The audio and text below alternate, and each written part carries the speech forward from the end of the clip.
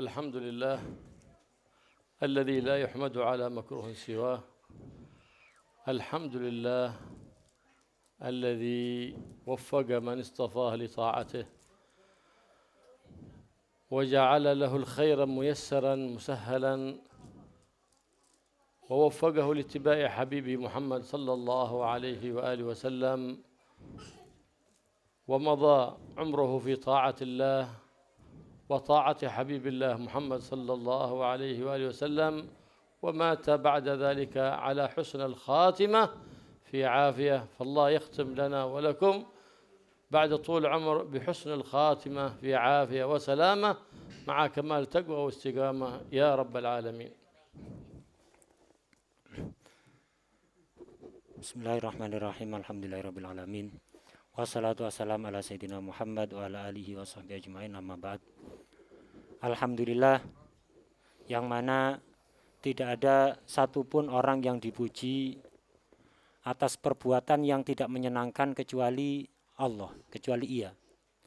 Segala puji bagi Allah Subhanahu wa taala yang telah memberikan taufik kepada siapapun yang Ia kehendaki untuk bisa taat kepadanya, selalu melaksanakan kebaikan, dipermudah baginya kebaikan, dan diberi pertolongan oleh Allah untuk bisa mengikuti kekasihnya Nabi Muhammad SAW. Kemudian ia menghabiskan umurnya untuk ketaatan kepada Allah, ketaatan kepada Rasulullah, dan kemudian di akhir hayatnya ia meninggal dalam keadaan husnul khatimah dan disertai keselamatan. Karena itu kita semua memohon kepada Allah Subhanahu wa taala agar supaya setiap kita diberi menikmati wafat dalam keadaan husnul khatimah serta selamat dunia akhirat. النبي محمد صلى الله عليه وآله وسلم يقول أكثر من ذكر هادم اللذات لأنك إذا كنت في مرض في بلاء في مصيبة لا مصيبة أكبر من الموت فتهون عليك مصيبتك، وإذا كنت في نعمة وإذا كنت في فرح وسرور وذكرت الموت ما تغتر بهذه النعمة بل تسخرها في طاعة الله وطاعة النبي محمد صلى الله عليه وآله وسلم. فلهذا كان النبي محمد صلى الله عليه وآله وسلم عندما قبر ودفن أحد أصحابه فنظر إلى ذلك القبر وبكى ودمعت عيناه حتى ابتل الطين التي تحته، فقال لمثل هذا فأعدوا، أي أعدوا زادا للقبر. ليه؟ لأن هذا القبر أول مرحلة وأول منزلة من منازل الآخرة. فهنيئا لمن وفقه الله لعمل صالح ينير قبره حتى يكون روضة من رياض الجنان. Nabi Muhammad SAW bersabda, kurang lebih artinya, perbanyaklah, sering-seringlah kita mengingat kematian, yang mana kematian itu dapat memutuskan segala kenikmatan yang kita rasakan di dunia ini. Ketika kita dalam keadaan sakit, musibah, atau malapetaka, maka sadarilah, tidak ada musibah yang lebih besar mengalahkan kematian. Jika kita sedang berada di dalam kenikmatan, kegembiraan, kesenangan, kemudian kita mengingat-ingat mati, ini akan sangat berfaedah. Kenapa? Ingatnya kita kepada kematian itu membuat kita tidak tertipu, tidak tenggelam di dalam kenikmatan itu, akan tetapi kita akan menggunakan semaksimal mungkin kenikmatan tersebut untuk berusaha meningkatkan ketaatan kepada Allah Subhanahu wa taala. Rasulullah SAW suatu saat pernah beliau ikut menguburkan salah satu sahabatnya. Setelah menguburkan, beliau memandangi kuburan itu sambil menangis. Begitu deras air mata yang mengalir dari mata beliau sampai membasahi tanah kuburan. Kemudian beliau bersabda, "Limithli hadza fa'aitu." Bersiap-siaplah kalian untuk menghadapi kondisi seperti ini, yaitu menghadapi kematian. Kuburan ini adalah fase pertama tahapan pertama dari tahapan-tahapan yang sangat banyak sekali dari tahapan-tahapan akhirat. Karena itu beruntung sekali orang yang diberi pertolongan oleh Allah untuk bisa mengisi hidupnya dengan kebaikan sehingga kuburannya menjadi terang dan menjadi kebun dari salah satu kebun-kebunan surga. سيدنا عثمان بن عفان رضي الله تعالى عنه عندما يقف على شفير القبر يبكي حتى تخضل لحيته من البكاء، فقيل له يا أمير المؤمنين إنك تذكر الجنة والنار فلا تبكي، فكيف بك إذا نظرت إلى القبر بكيت وأكثرت من البكاء؟ فقال سيدنا عثمان رضي الله تعالى إن القبر أول منزل من منازل الآخرة، فإن يسر عليك في القبر فما بعده أيسر، وإن شدد عليك فما بعده أعسر. لهذا كان كثير من السلف الصالح إذا عنده شيء من الطعام عزل شيئا، عنده شيء من المال عزله وتصدق به. قال لماذا؟ قال هذا عشاء قبري، أريد هو يكون عندي في قبري، لأن الميت إذا خرجت الجنازة تبعه أهله وماله وعمله، الأهل والمال ترجع والعمل يبقى معه، والعمل يبقى معه فلا يفارقه. هذا هو الصديق. هذا يقول الإمام الحداد وهيئ الزاد للسفر الطويل. بماذا تهيئ زادك؟ بكثرة أعمال الصالحات، بحسن تربية أولادك بحيث تمتد حسناتك بعد وفاتك. إذا أنت ربيت أولادك تربية حسنة، تربية صالحة، فيكون أولاد صالحين فيبقى ذكرك حسن بعد مماتك بأولادك.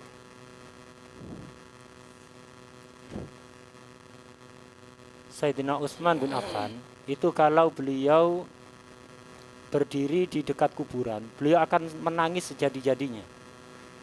Sampai jenggot beliau itu basah penuh dengan air mata.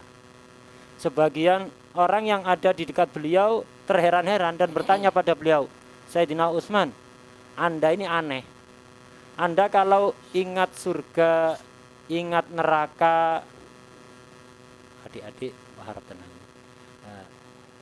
Anda kalau ingat surga, ingat neraka, Anda nggak nangis seperti ini. Tapi kalau ingat kuburan, Anda nangis sejadi-jadinya. Akhirnya Sayyidina Utsman menjawab, kuburan ini adalah fase awal dari akhirat. Kalau kita di kuburan dipermudah oleh Allah, maka tahapan setelahnya akan lebih mudah. Tapi kalau tahapan di kuburan ini sudah sangat sulit, sangat berat, tahapan setelahnya akan bertambah berat. Karena itu para ulama salaf itu sangat mempersiapkan diri untuk menghadapi fase kuburan ini. Sebagian dari ulama salaf itu kalau dapat harta akan disisihkan, disodakohkan pada orang lain. Kalau makan malam, makan siang akan disisihkan sebagian dan diberikan pada orang lain. Seraya mereka mengatakan, ini adalah bekal kuburanku. Ini adalah makan malam untuk kuburanku. Jadi tidak dihabiskan sendiri, tapi sebagian dikasihkan orang untuk persiapan makan malam nanti akan di kuburan. Orang kalau sudah meninggal, ketika berangkat ke kuburan, maka yang ikut ke kuburan adalah keluarganya, sebagian hartanya, dan amalnya. Tapi nggak ikut terus. Keluarganya ngantar ke kuburan, habis itu pulang. Sebagian harta yang dibawa ke kuburan, habis itu juga pulang juga. Yang akan tetap barengi dia adalah amalnya, perbuatannya. Ini adalah teman sejati kita, amal kita ini. Nah, karena itu dikatakan oleh Habib Allah Haddad, persiapkanlah baik-baik bekal untuk perjalanan yang sangat panjang ini, yaitu perjalanan menuju kuburan. Dengan cara apa kita mempersiapkan bekal di kuburan?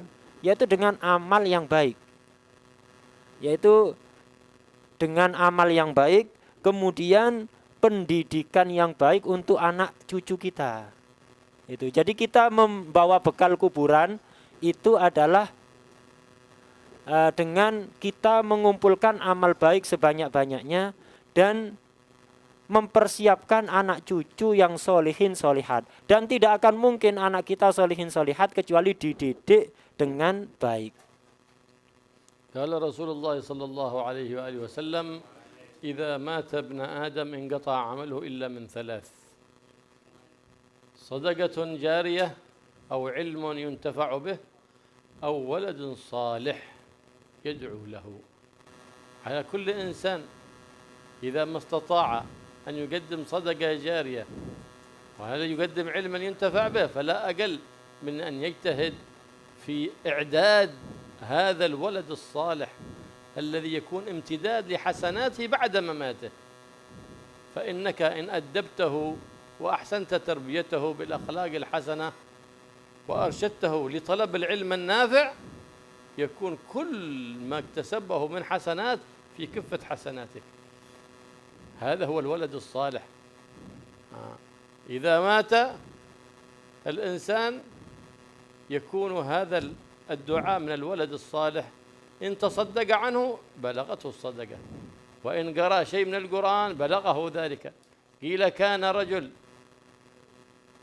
من الأخيار رأى أهل الأموات وهم مجتمعين يلتقطون شيء كالدرر، ورأى رجل جالس على الكرسي لا يلتقط شيء معه، فقال له: ما بالك لا تلتقط؟ قال: ما هذا الذي يلتقطونه؟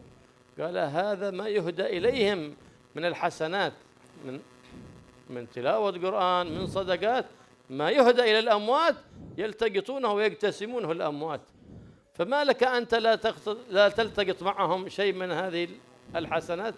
قال: أما أنا مستغني عن هذا. قال: لماذا أنت مستغني؟ قال: إن لي ابنا في سوق كذا كل يوم يهدي إلي ختمة. وذكر له ذلك السوق، ورأى ذلك الابن في الرؤيا، فلما أصبح الصباح ذهب لينظر في ذلك السوق، وعرف ذلك الدكان في الرؤيا، فرأى ذلك الشخص في الدكان إذا دخل عنده حد يبيع ويشتري باعه، فإذا خلأ فإذا لسانه تقرأ القرآن، فعلم صدق رؤيته.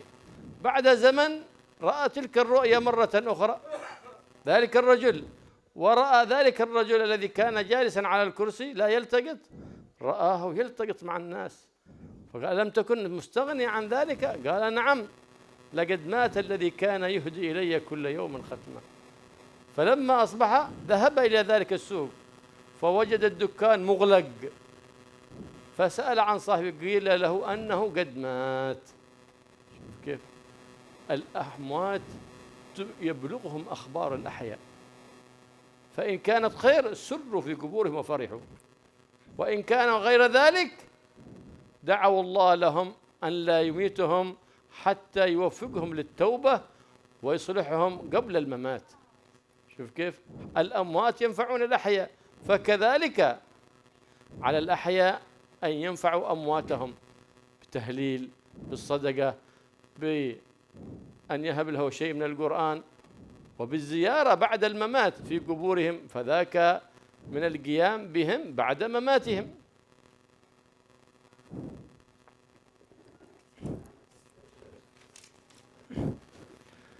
Dalam salah satu hadis yang sudah sangat masyhur sekali, sering kita dengar bahwa seseorang itu kalau sudah meninggal, maka seluruh amalnya akan terputus, kecuali 3, yaitu sedekah jariyah, ilmu yang manfaat, dan anak soleh yang berkenan untuk mendoakan dia.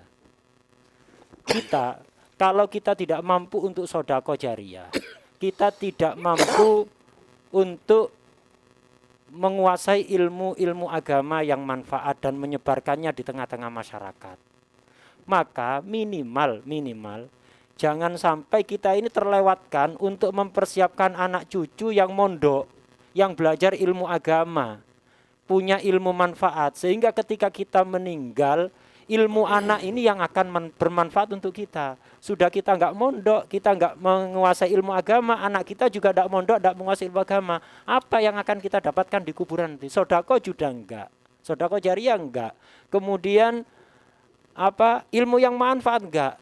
Jangan sampai kita ketinggalan kesempatan ketiga, yaitu memiliki anak yang soleh, dan itu tidak akan bisa anak itu menjadi soleh kalau dia tidak mengerti ilmu agama. Anak yang soleh setelah kita meninggal itu akan selalu mentransfer pahala kepada kita. Setiap kali dia sedekah, kita dapat pahalanya di kuburan. Dia membaca wirid, membaca Quran, mengajar, belajar, kita akan dapat jatah pahala di kuburan otomatis walaupun tidak didoakan. Dengan amal baiknya anak akan otomatis masuk ke rekening pahala orang tua. Ada sebuah kisah. Dulu ada salah seorang soleh itu bermimpi. Di dalam mimpi itu melihat orang-orang yang sudah meninggal itu rebutan semacam permata gitu, permata yang berceceran. Itu jadi rebutan orang-orang yang sudah meninggal. Tapi aneh, ada satu orang nggak ikut rebutan. Dia santai duduk-duduk di kursi. Akhirnya ditanya, orang yang duduk tadi tanya dalam mimpi, apa yang mereka rebutkan itu, permata-permata yang mereka rebutkan itu apa? Orang yang di kursi itu menjawab, yang duduk santai, oh itu kiriman pahala. Itu kiriman pahala untuk orang-orang yang meninggal, orang-orang yang muslim. Itu akan dirubah oleh Allah jadi semacam mutiara, jadi hadiah untuk orang meninggal. Nah itu pahala, kiriman-kiriman pahala yang umum untuk orang-orang yang meninggal, yang muslimin, muslimat. Itu akan jadi rebutan ahli kubur. Terus dia ditanya, loh Anda kok tidak ikut rebutan? Dia jawab, kok saya tidak butuh, buat apa rebutan itu? Saya selalu dapat kiriman yang jauh lebih besar daripada itu, tidak perlu rebutan. Mereka rebutan dapat berapapun masih tetap lebih banyak jatah saya, kiriman langsung khusus, tidak usah rebutan. Loh emangnya kenapa? Iya, aku itu punya anak, dalam mimpi cerita dia.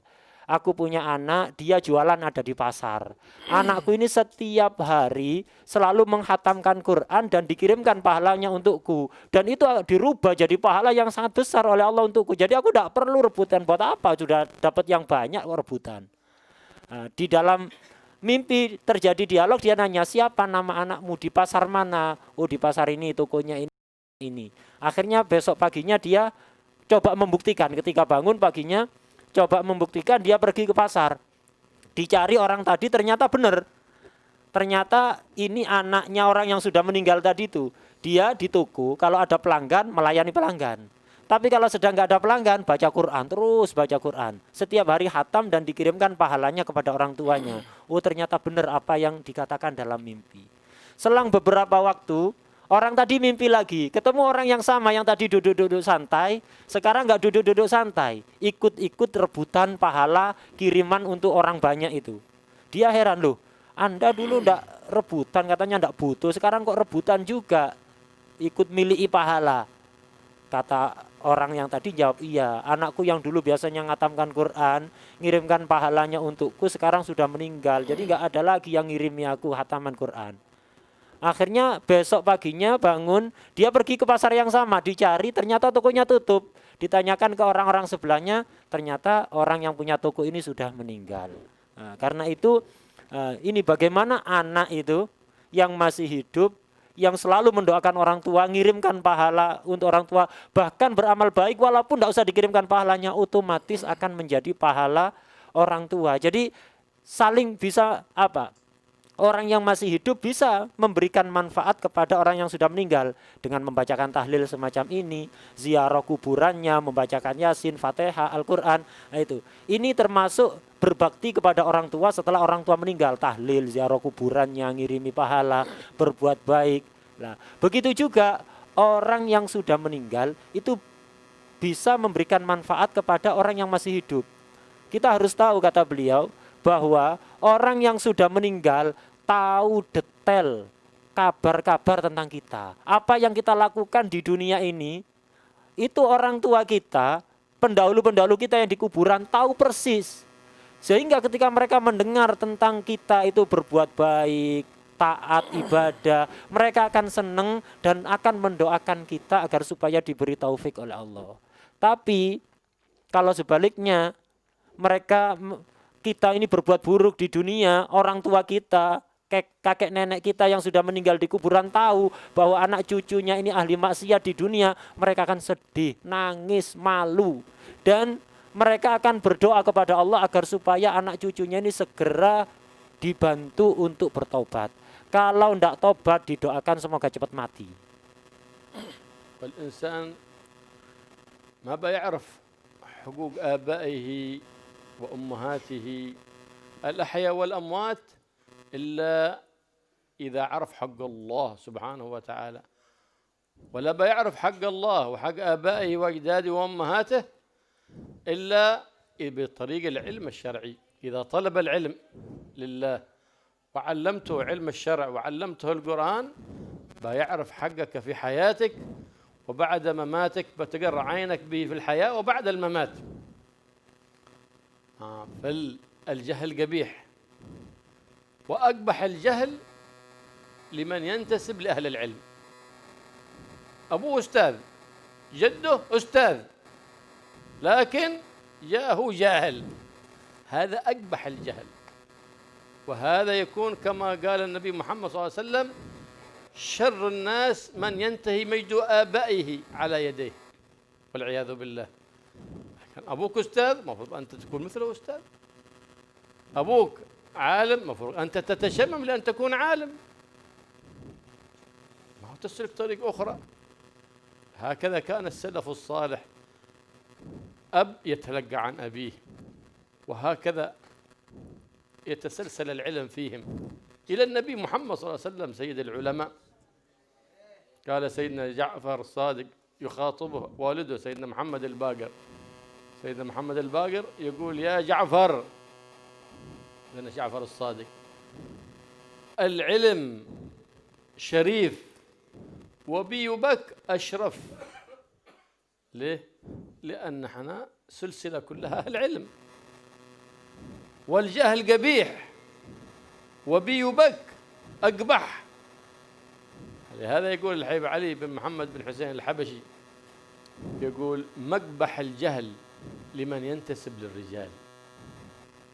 أقبح الجهل لمن ينتسب إلى الرجال ويرضى بالجهل. العلم الشرعي هو الذي يحمد به الإنسان في الدنيا وترفع درجته في الدنيا وفي الآخرة، هذا العلم الشرعي. أما هذه المدارس لا تعلم علم شرعي ولا تعلم آداب ولا أخلاق، لكنها مدارس حرفية مهنية. لكن العلم الشرعي هو الذي يزكي الأخلاق، يزكي الآداب. لهذا قيل في المثل القديم: اترك لأولادك أدب ولا تترك لهم الذهب، فإن الأدب يبقى في حياتك وتقر عينك بهم في حياتك، وبعد مماتك تبقى سيرتك حسنة وذكرك حسن بسيرة أولادك الحسنة. ولا تترك لهم الذهب، فإن الذهب يفنى ويبيد، وأما الأدب فيبقى ويزداد، وثم بعد ذلك تقر عينك بهم في الدنيا وتسعد بهم في الآخرة. فإن أنت أهملتهم ولم تعلمهم العلم الشرعي كانوا خصماءك يوم القيامة.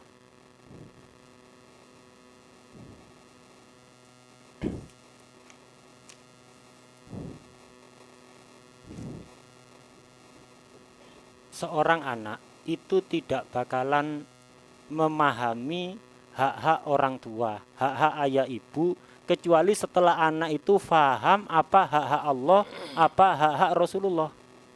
Dan seorang anak tidak akan faham hak Allah, hak Rasulullah, hak-hak orang tua, kecuali dia belajar ilmu agama, belajar ilmu syariah, belajar ilmu agama, belajar Al-Quran. Nah, dengan begitu anak akan faham apa hak Allah, hak Rasulullah, hak orang tuanya, baik ketika hidup atau meninggal. Dengan begitu dia akan bisa membahagiakan orang tuanya baik ketika masih hidup atau setelah meninggal. Perlu kita fahami, kita sadari semua bahwa kata beliau, kebodohan tentang ilmu agama itu sangat jelek. Dan lebih jelek lagi kalau yang bodoh keturunannya ulama, keturunannya kiai tapi nggak ngerti ilmu agama. Lah ini lebih jelek lagi. Ayahnya, abahnya, kakeknya ustadz, orang alim, tapi keturunannya nggak ngerti sama sekali ilmu agama. Nah, ini persis seperti yang disabdakan oleh Rasulullah SAW. Beliau pernah bersabda, syarrun nas mayyantahi majdu abaihi ala yadih. sejelek-jelek manusia, sejelek-jelek orang adalah orang yang kemuliaan orang tuanya, nenek moyangnya berhenti pada di dia. Dulu orang tuanya mulia, ulama, lah kok sekarang terakhir mandek di situ. Nah ini sejelek-jelek manusia kata Rasulullah SAW. Seharusnya kata beliau kalau kita punya orang tua, kakek nenek yang mereka ahli ilmu agama, kita juga harus berusaha. Tugas kita adalah usaha untuk juga tetap istiqomah di jalan itu. Jangan mencari jalan yang lain.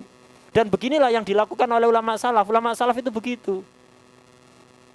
Kakeknya ulama, abahnya ulama, dia ulama, putranya ulama, cucunya ulama, terus bersambung sampai pemimpin para ulama yaitu Rasulullah SAW. Salah satu cucu Rasulullah SAW yaitu Sayyidina Muhammad Al-Baqir pernah menasehati putranya yaitu Sayyidina Ja'far As-Shadiq radhiyallahu anhu. Beliau Sayyidina Muhammad Al-Baqir nasihati, "Hei Ja'far, ilmu itu mulia. Tapi kalau ilmu itu ada padaku dan ada padamu akan lebih mulia." Kenapa? Orang tua kita dari dulu semuanya ahli ilmu. Kemudian beliau melanjutkan, "Hei Ja'far, kebodohan itu jelek. Dan jauh lebih jelek lagi kalau bodoh itu nempel pada aku dan pada kamu." Kenapa?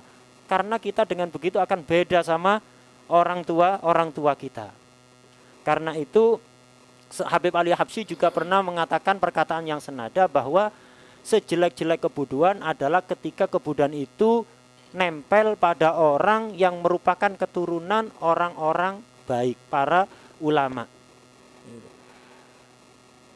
Yang bisa membuat orang itu mulia, bisa akhirnya dia dipuji di dunia maupun di akhirat, itu adalah ilmu syar'i, ilmu agama. Yang dimaksud oleh beliau sejak tadi itu adalah ilmu agama. Adapun pelajaran-pelajaran umum yang kita pelajari ada di sekolahan-sekolahan umum, ilmu itu bukan yang dimaksud oleh beliau, bukan itu ilmu agama. Yang bisa membuat orang itu mulia di dunia sampai di akhirat, bukan itu. Itu hanyalah ilmu-ilmu yang mengajari kita bagaimana caranya ngerakit mesin, bagaimana caranya, artinya yang berkaitan dengan aktivitas kita di dunia. Tidak ada sangkut pautnya dengan yang di akhirat nanti. Tidak ada masalah kita belajar itu. Tapi jangan pernah melupakan ilmu agama kata beliau. Karena itu dikatakan, ada pepatah kuno mengatakan, tinggalkanlah untuk anakmu tata krama. Jangan tinggalkan harta. Kenapa? Kalau tata krama akan kekal. Ketika kita masih hidup, kita akan dipuji. Punya anak yang punya tata krama. Kita sudah meninggal, tetap akan dipuji. Kenapa?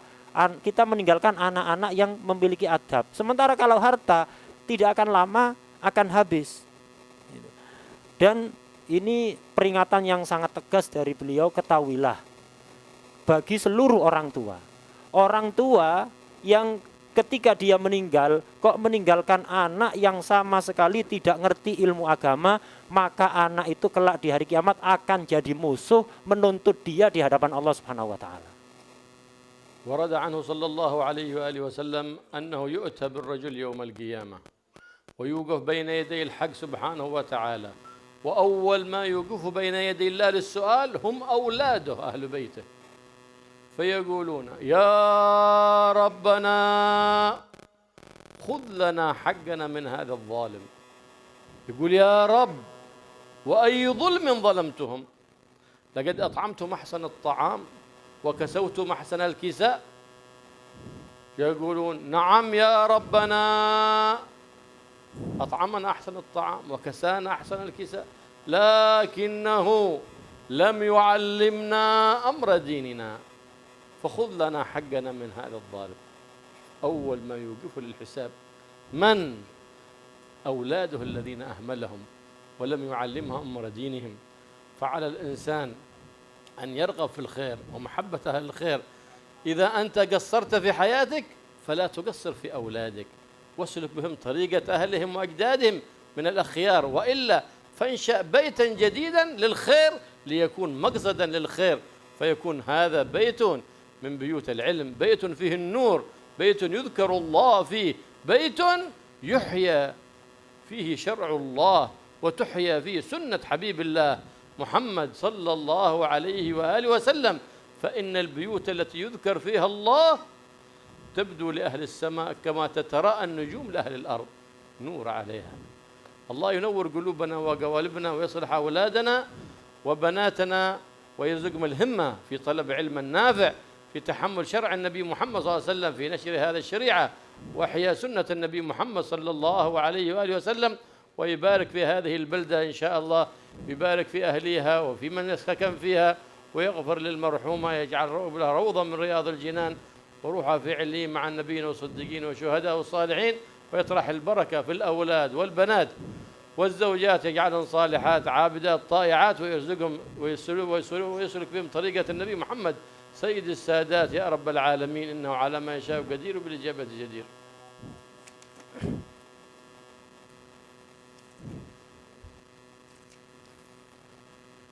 Dalam salah satu hadis diterangkan bahwa setiap orang nanti di akhirat itu akan disidang dan akan didatangkan para penuntut.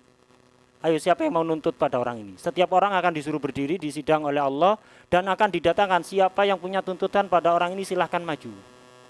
Dan dalam hadis itu diterangkan siapa ternyata yang pertama kali nuntut untuk mempermalukan orang ini di hadapan orang banyak, di hadapan Allah, di hadapan para malaikat.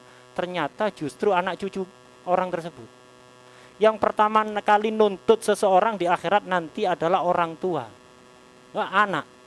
Anak yang dulu disayang-sayang, segala keinginannya dituruti, justru di akhirat dia yang akan mempermalukan orang tuanya di hadapan Allah dan di hadapan orang banyak.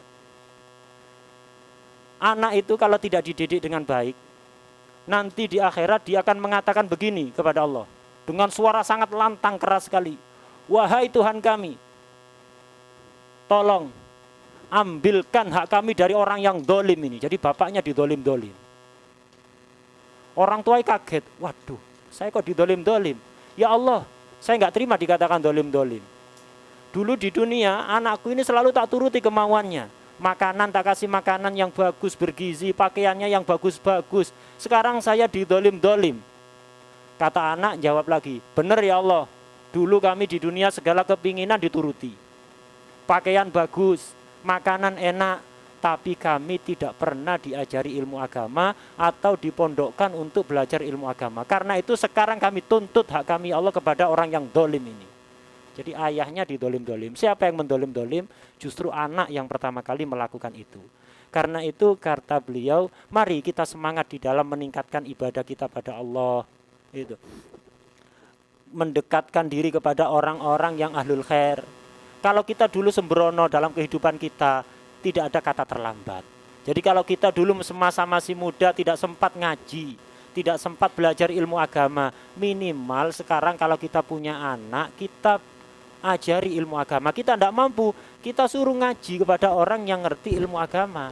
Jangan dibiarkan anak kita modelnya sama seperti kita, fotokopi persis, tidak ada bedanya. Itu. Jadi kita masih ada kesempatan untuk merubah.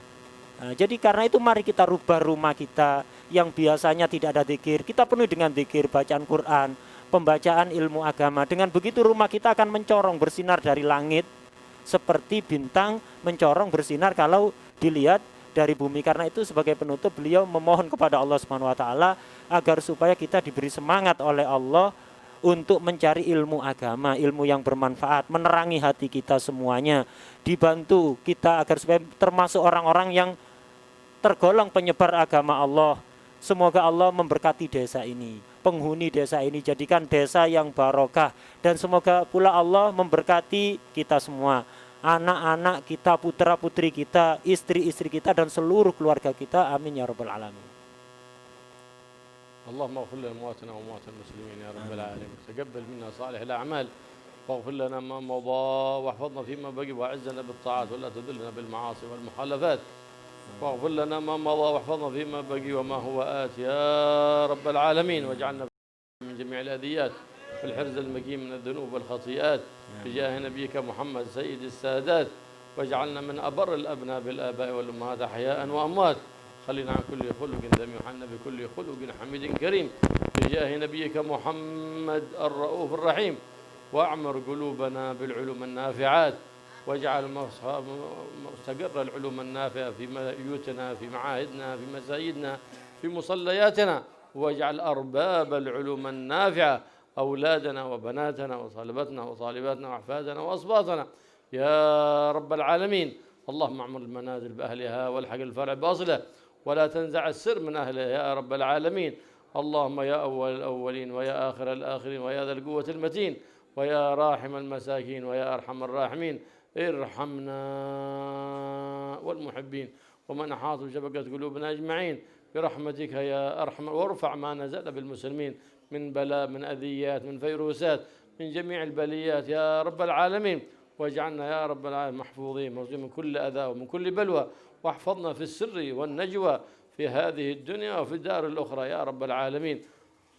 اغفر لنا ما مضى واحفظنا فيما بقي وعلى كل شيء صالح يا رب العالمين بجاه نبيك محمد الرؤوف الرحيم إنك على ما تشاء قدير بالجبة جدير. وصلى الله على سيدنا محمد النبي الأمي وآله وصحبه وسلم والحمد لله رب العالمين بسر الفاتحة.